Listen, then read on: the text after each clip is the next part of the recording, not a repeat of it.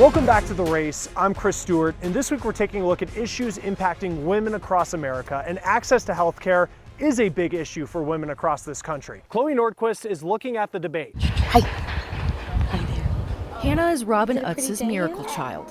Robin tried to get pregnant for 6 years. Just a couple years ago, she was pregnant with another child when she found out something was wrong. Without a placenta to support her, she'll have no lungs, and the minute she was born, it would be into life of agony and death. So she had to make a difficult choice, whether or not to end a wanted pregnancy at 21 weeks. We had to get the abortion scheduled as soon as possible because of Missouri state laws.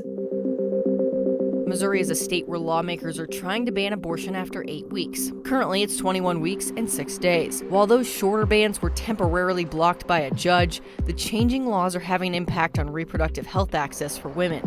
This year, 9 states passed abortion restrictions that would challenge the constitutional rights established in Roe v. Wade, a landmark court case stating the right to an abortion is protected by the Constitution. For Missouri, St. Louis is ground zero, so to speak. The city is home to the last facility in the state to offer abortions. There's only one abortion provider in the state of Missouri right now, which is Planned Parenthood in St. Louis. I'm Dr. Colleen McNicholas. I'm the Chief Medical Officer for Planned Parenthood of the St. Louis region. Only one of our facilities here provides abortion care, and the remainder provide that entire other spectrum of care that we think about reproductive health care, including things like annual exams, tests for sexually transmitted infections, and cancer screenings. Anytime there is a sort of uptick in regulation or new abortion laws, folks in the community are confused about whether they can still access all of those other things.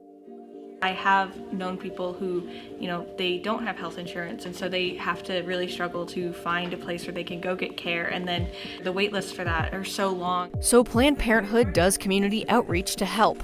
On this specific night, volunteers were packing safe sex kits to pass out. We have a very high STD rate right now, so we want to do preventative work. State tax credit funded pregnancy resource centers are taking a different approach to reproductive health. You can find them just outside the gates of Planned Parenthood and down the street in their own building. The mission statement is ending abortion in St. Louis peacefully and prayerfully. We want to provide continued resources and assistance for those women who find themselves in difficult circumstances. Brian Westbrook is the executive director of Coalition for Life St. Louis. We have sidewalk counseling on the sidewalks, and we additionally have the pregnancy center serving those women that we then meet in front of the abortion clinics. The coalition also provides pregnancy tests and referrals. Today, they're wrapping presents for women their resource center helps. Yeah. Often they don't think that there's many options that they have. Rich is a volunteer with the coalition. Helping women who want to keep their babies may not have the resources to do that. Today we're just wrapping presents, for to give them for Christmas. How you feeling? Robin says even given the horrible decision she had to make, I got this on Mother's Day, the year that she passed away. She feels lucky to have been given the access to make a choice. Just because of my socioeconomic status and my privilege, I was able to give my daughter a peaceful passing. For The Race, I'm Chloe Nordquist reporting. 9 states this year passed laws that all but banned abortions in early stages of pregnancy. I'm Annie Taylor. These are those states. Federal judges have ruled against almost all of those laws, and none of the bans are in effect at this point. The Supreme Court will hear arguments about the ban in Louisiana. It bans abortions once doctors can detect a fetal heartbeat. In Ohio, lawmakers proposed a total ban on abortions.